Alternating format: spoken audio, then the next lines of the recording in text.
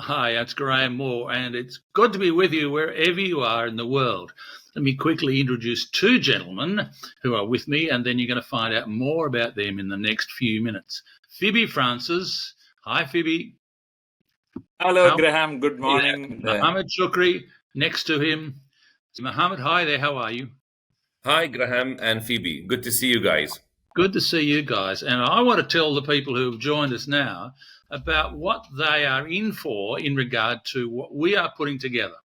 We're calling this the Leadership Challenge Middle East. And some of you who are watching this now may know a little bit about the Leadership Challenge. If you don't, you're going to find out a lot about this wonderful, amazing leadership development program, which has been around for 40 years. So the purpose of this channel is to help people understand a lot about leadership, a lot more than they probably do now, and for them, also for you also, to learn from us and be able to share what we're talking about with your organisation. And we'd like to be able to, as we move forward, help to develop as many people in the Middle East, more than we've already done, to become exemplary leaders. So now let me introduce each of you to tell us a little bit about you, and then I'll tell you a little bit more about me. So let me start with Fiby. Yeah, thank you, Graham. Thank you, Shukri. So, yeah, I am, Fiby, your catalyst for organizational transformation. With over 21 years of experience in the financial service and educational sector, I specialize in people and organizational development. A design thinking practitioner myself, I blend innovative methodologies, behavioral science, and strategic leadership to foster learning culture. And what ignites me is, in order to help in the change process, I help create participatory processes, which actually make people come together to drive growth together, as well as thrive as people, as well as organization. One of my goals is to assist organizational leaders in moving beyond simple growth, but more towards sustainable practices in their work.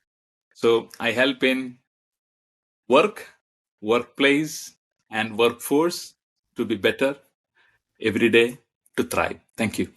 Very good. Thank you, Fiby. And now Mohamed Shukri. Hi, my name is Mohamed Shukri. I come from the Kingdom of Bahrain, a very small island in the Gulf. I started my life normally as a worker in a big factory in Bahrain, big smelter. And then little did I know that I will come across a challenge. There you go, the word challenge. When I was promoted to the management level in the health and safety department, the organization suddenly had a challenge to revamp the safety culture and performance. So suddenly we moved from coexisting to do safety to collaborating. And I'm fortunate to be a part of that rebuilding of the safety culture, which in 2 years, everybody collaborated and everybody worked to make the culture really 100% good again. And then in another 5 years, I was given a big project where the culture was moved from top to bottom to up. So I experienced in 5 years two big transformations, which I wrote my MBA thesis, Transformational Leadership MBA from the UK. I based it lately on those projects. So mainly in safety culture, but broadly, I also talk about how we can do better performance in organizations, and I talk about mass behaviors usually. So that's me. One thing that Mohamed has missed out is that he is very widely recognised in the Middle East as a keynote speaker. And this is a forte of his. I know that there was some years ago that he was #1 in the world for Toastmasters. Correct, Mohamed? Well, currently, in 2 years, yeah, I got the accredited speaker. So far, I'm the only in the Middle East. and it is given to Toastmasters who serve outside the organization and are professionally speaking to organizations in their fields. Yes. Yeah. So thank you for that. So I'm Graham Moore, and I've been developing others full-time for the last 27, nearly 28 years. I've been in the Middle East. I was in the Middle East for 15 years, working in all the GCC countries and beyond. I am a certified master of, as I've already said, the Leadership Challenge. That's why we're calling this program the Leadership Challenge. I'm a certified master of that program and have been so for coming up to 10 years. It is one of the, if not the most widely recognised leadership program globally.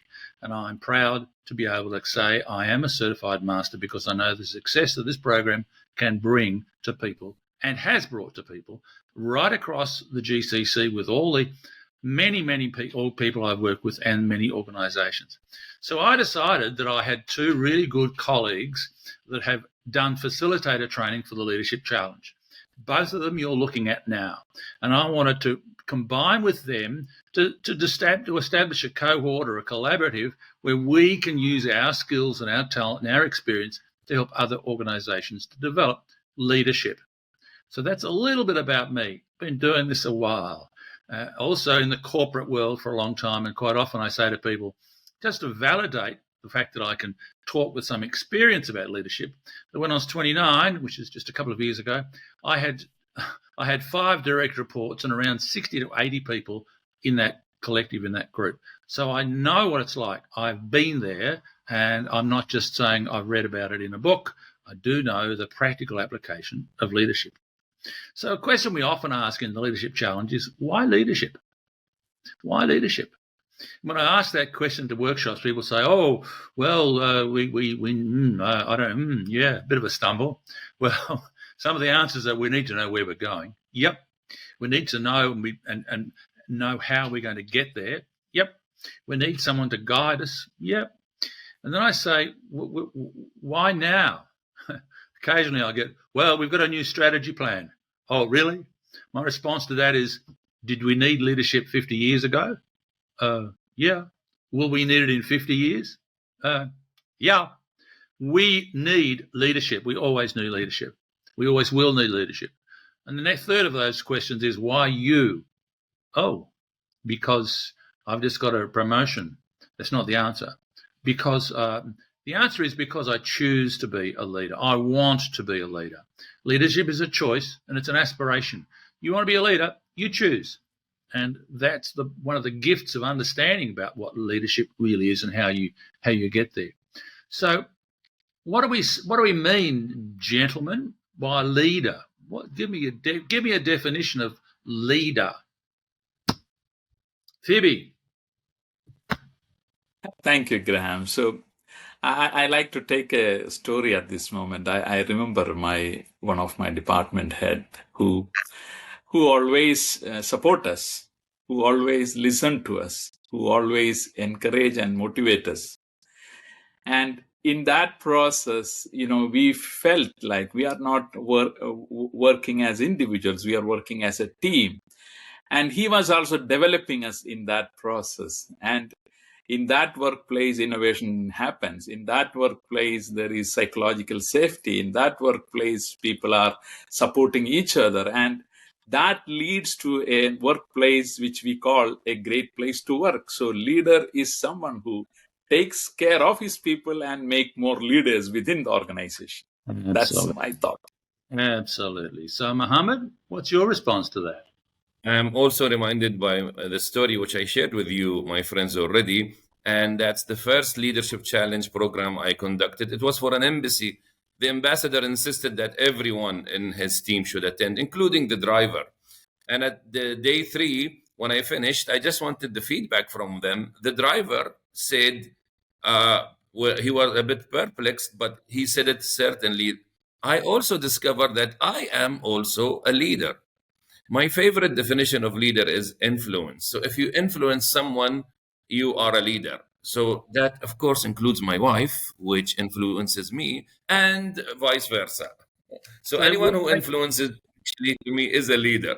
So therefore, leadership is everyone's business. everyone's Absolutely. business, even the driver. And I think that's a fantastic story. And I often share that, as Mohamed knows. When he told me that story some years ago, I've shared that with so many others because it's a clear indication that leadership is everyone's business, even the ambassador's driver. And as Fiby said, it's about also how leaders bring out the best in others.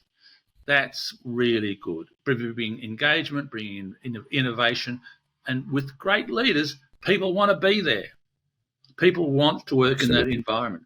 So my next point in introducing the Leadership Challenge Middle East YouTube channel is to let you, now seeing this perhaps for the first time, know what you can expect from this particular outlet for talking about leadership. Well, every week, yep, I know that's a big call, but every week we will have something new for you. And that might be a 10-minute discussion between two of us.